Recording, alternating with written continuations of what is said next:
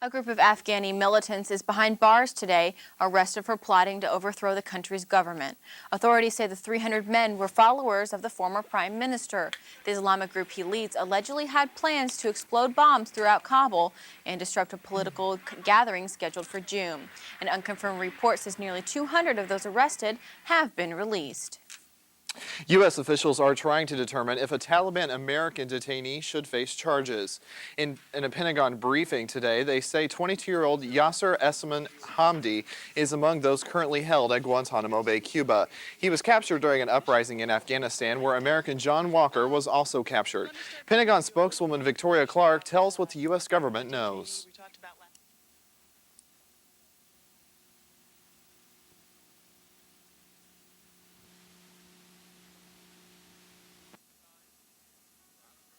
We're obviously having some problems with that, and we'll try to get that for you later on in the show. Pentagon officials say it's too soon to determine what charges, if any, Hamdi will face. The two teenagers who admitted killing two Dartmouth College professors were sentenced to prison today. A judge in New Hampshire sentenced 18-year-old Robert Tulloch to life in prison without parole. 17-year-old James Parker pled guilty earlier to a reduced charge. He received 25 years to life in prison. Rolf and Susanna Zantop were killed in their home in January of 2001. A new leader is stepping in at the troubled Arthur Andersen accounting firm. Aldo Cardoso will take over Andersen Worldwide for an indefinite term. He has been leading the Andersen branch in France. Until now, Arthur Andersen is charged with obstructing justice because it shredded Enron-related documents. The Justice Department is willing to settle the case if Andersen will admit the shredding was illegal. Well, we take a break from news now, and Milan Millie joins us with first forecast. It was snowing again today. Snowing and cold. We only got up to 39 degrees, but that's not what I want to talk about. What I want to talk about is what happened in 1974. We have a graphic coming up here that's going to tell you about it. And this is the super tornado outbreak that affected 13 states. It was 148 tornadoes total. It lasted for about 16 hours, and it injured 5,484 people and killed 330 people. So it's cold here, but at least we weren't getting that. That's right. Okay. Thanks. We'll check back with you in just a little bit. And from our partners at the Ball State Daily News, here are tomorrow's headlines tonight. Anti-drug speaker Cliff Thornton will speak at Ball State. Plus, Residence Hall Association is set to elect its new executive board members.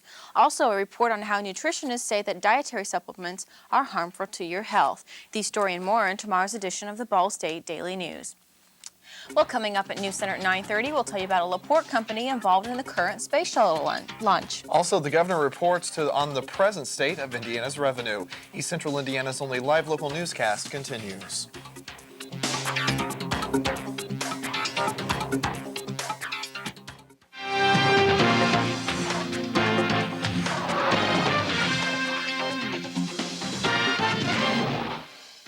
Ball State Student Government Association has set its goals for next year. SGA is also planning for new positions within the organization.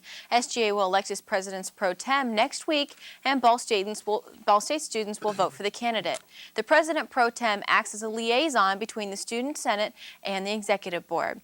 SGA Vice President Megan Pickens says she's excited to see who will be elected. In the community together. The first thing we're actually already started working on was the Muncie tours in the summer during freshman orientation, so that students right off the bat get the opportunity to see what's available in Muncie, see what's going on in the community, so that they go out into the community. So, what goal do you feel as though? Pickens knows one goal students will appreciate the most. Academic advising, that's definitely one that is anything that we can do to improve the academic programs here at Ball State, because that's why every student is here for an education. So I think that's definitely one that's going to hopefully significantly impact every student. And of course, NewsCenter will let you know who is elected president pro tem. You've seen construction since last fall, but now it's ready to roll. Best Buy, home to digital appliances, CDs, movies, and computers, will soon open its doors to the Muncie community. But with so many electronic stores already in town, many are wondering what makes this store the best.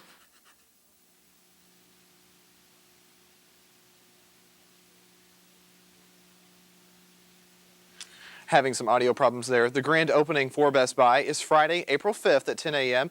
And on Saturday, Spider-Man will be the guest to sign autographs. And on Sunday, the first 500 customers will receive a free gift bag. Attorneys say a Northeast Indiana woman cannot blame her doctor for the birth of a healthy baby girl.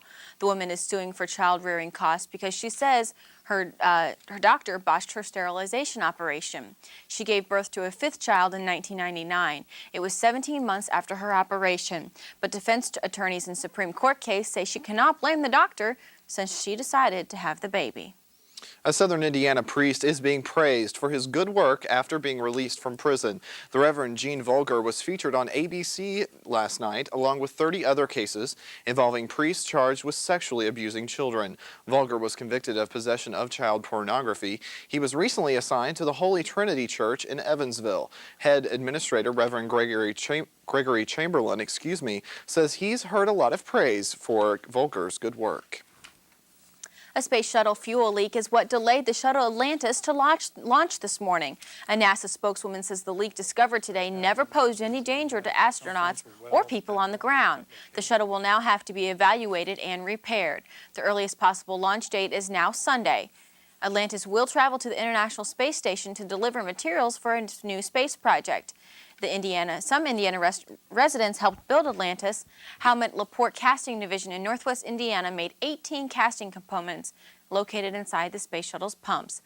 They help move hot gas within the turbine section of the pump, which propels fuel, liquid oxygen, and hydrogen to the engines.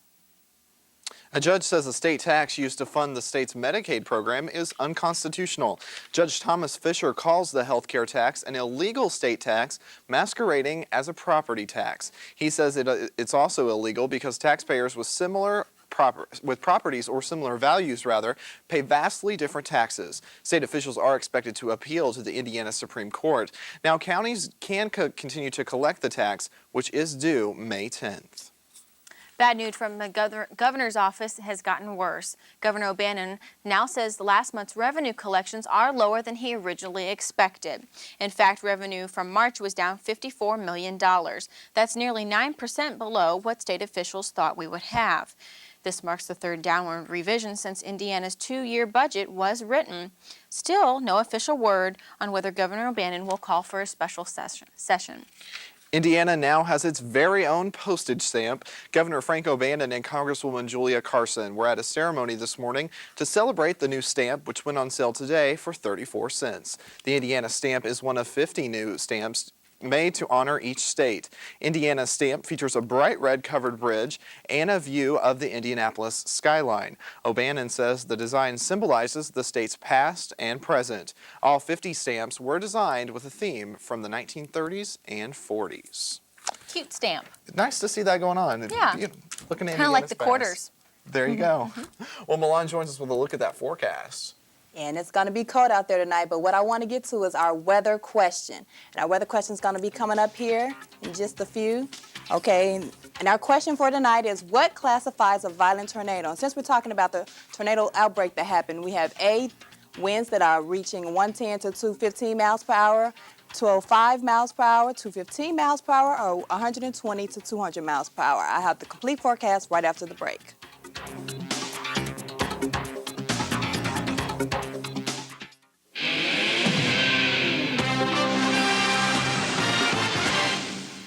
Can you believe it's actually springtime out there? We had some snow in our area today, and look at our high. We only got up to 39 degrees. Our normal high is at 60, or we are 21 degrees below normal. Our low this morning was at 31, and our normal low is at 40. As we take a look at our highs around Indiana, we see South Bend got up to 37, Fort Wayne 41, Evansville 47, and look at our temperature 39, which I just told you about earlier in our almanac there. And currently out there for us is partly cloudy with a temperature of 36 degrees, and our winds are northwest at 7 miles per hour. As we take a look at our satellite here, we see not a lot going on as far as clouds in the western part of the U.S., but as we take a look at our area here, we have those partly cloudy skies that we've been seeing today, and we will continue to see those partly cloudy skies for tonight. As we take a look at our radar, we can see that we do have some precipitation in the form of snow over Michigan and Wisconsin, and even over our area. We had some snow earlier today, but that moved more northeast out of our area, but that was the snow that we were seeing. But as we take a look at for tonight, we have this high pressure system in our area,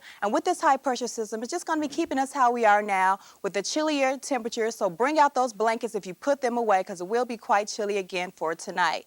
Now, as we take a look at our lows for tonight, take a look at that. We'll be experiencing some 20s in our area for tonight, and as you move move more south, some 30s and some 40s down there, but for us, it will be some 20s for our lows for tonight. As we take a look at where we'll be getting in our area, look, 26 degrees and it will be partly cloudy. Our winds will be northwest at 5 miles per hour. Now, tomorrow morning when you wake up, you'll be waking up to those partly cloudy skies again, and our temperature will be at 30 with our winds northwest at 7 miles per hour. As we take a look at our highs for tomorrow, take a look at that. The northern part of Indiana will be experiencing some 40s, and as you move more to the southern part, they'll be getting some 50s, but in our area, just some 40s for our highs for tomorrow. As we take a look at what we'll be getting for tomorrow, partly cloudy with a high of 45 degrees, and our winds will be northwest at 8 miles per hour. Now, for our 3-day, look at that. We're going to gradually start to warm up just a tad bit, but we will have some rain coming in there on Sunday and on Monday, but look at that. Monday, we'll be getting up to 59 degrees, but we do have that rain. And I've heard it's supposed to be in the 60s next week. Yeah, in the 60s, but we will have that rain starting off the week. But Now, too bad. I think before we go to the question, we need to let everyone know who's leading the question. Josh, Okay. you are leading. I believe I'm 5-1. ahead 2-1. 1-0. Okay. So what do you think it is? I think it's A. I think it's D. Okay, here, well, the answer to our weather question coming up, if we just pull up that graphic here, the actual answer is B. Oh. The winds are greater than 205 miles per hour. Okay. So better Thank luck you. next time. That's right. Thanks. I'm still winning. That's all I care about. Okay.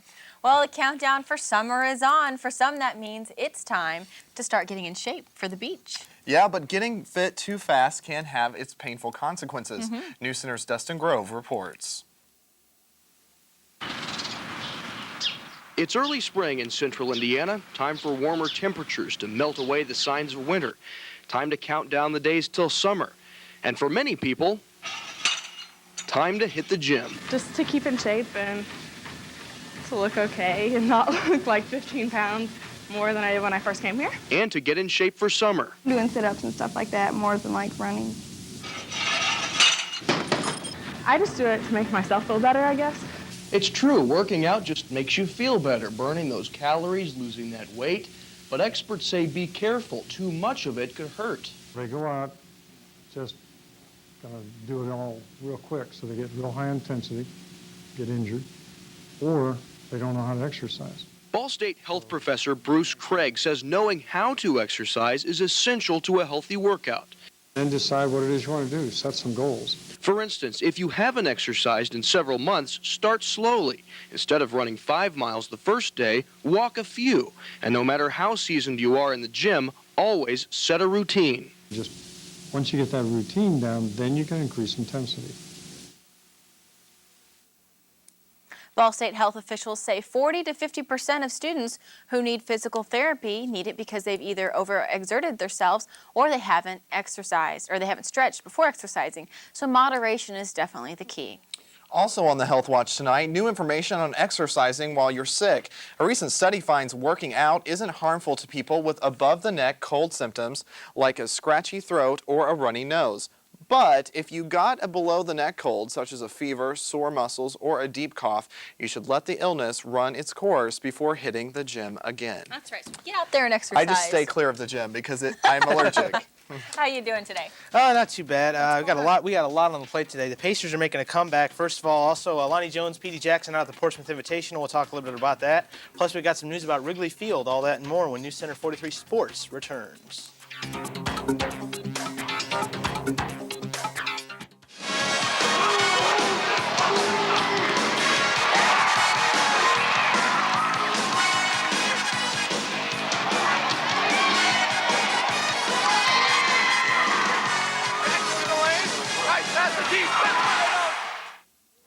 Well, the Ball State season has been over for a few weeks. A couple of guys are still showing off their skills. That's right, Patrick Jackson and Lonnie Jones took to the court on Wednesday in the first day of the Portsmouth Invitational, the tournament that showcases the top 64 seniors in the nation looking to pursue a pro career. Lonnie came out as a starter for the Freedom Automotive team, and all he did was lead that team in scoring with 14 points, 2 blocks, and 8 boards, while PD played 22 minutes, scoring 4 points on 2 of 4 from the field for the Sales System Limited squad. Jones and Jackson's team will face each other Thursday afternoon. That ought to be interesting. The games will continue through Saturday in Portsmouth, Virginia.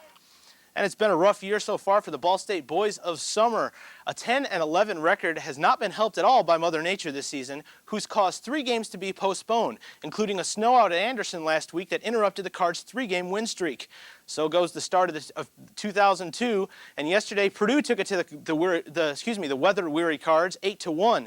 Ball State took an early 1-0 lead in the second, but Purdue answered with 8 unearned runs over the next 4.5 innings to seal the deal and drop BSU below the 500 mark for the 3rd time this year. The Cards returned to Ball Diamond to warmer weather on Friday for a 4-game weekend series against Toledo.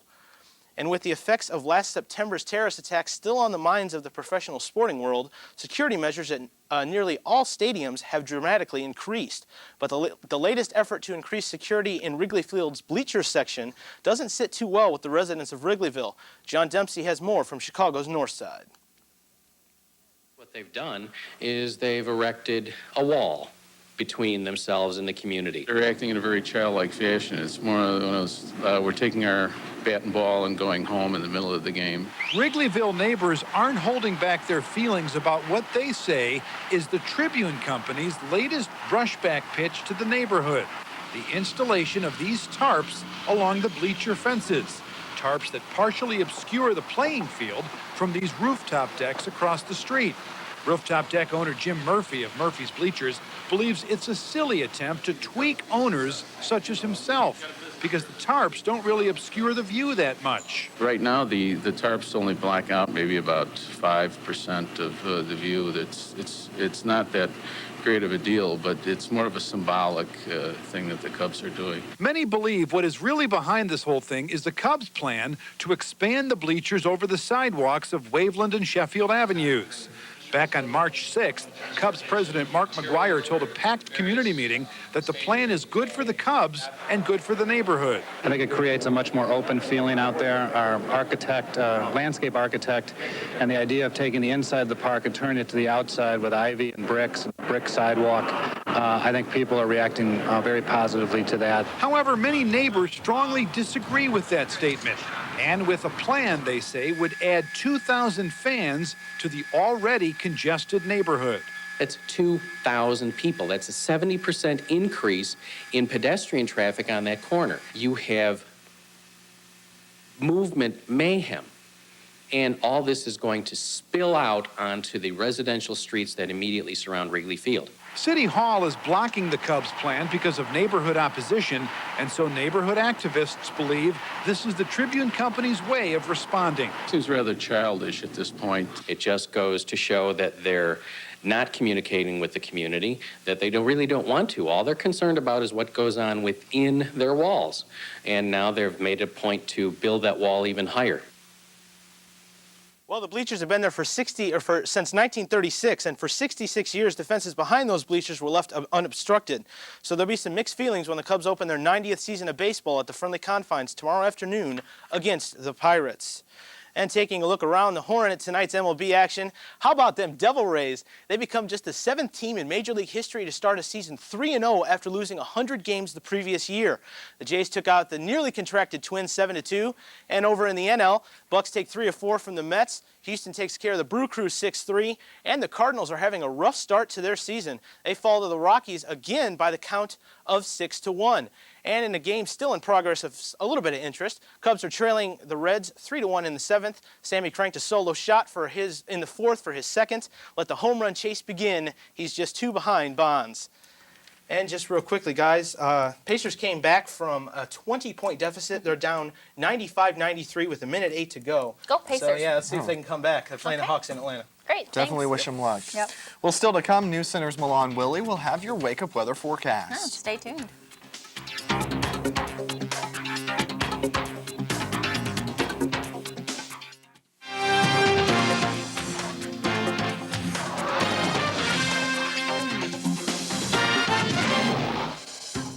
For your weather for tomorrow, it'll be partly cloudy with the high of 45. And for 3 days, look at that. We'll be in the 50s, but we will have some rain coming in there on Sunday.